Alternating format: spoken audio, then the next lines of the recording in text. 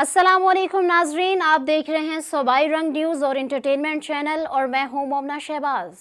सबसे पहले नजर डालते हैं आज की अहम खबरों पर।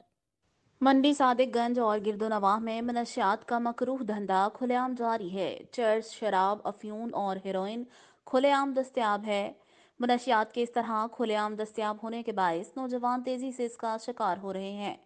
तफसीलात के मुताबिक मंडी सादिकगंज नशे की लत का शिकार नौजवान चोरी और दीगर जराइम कर रहे हैं।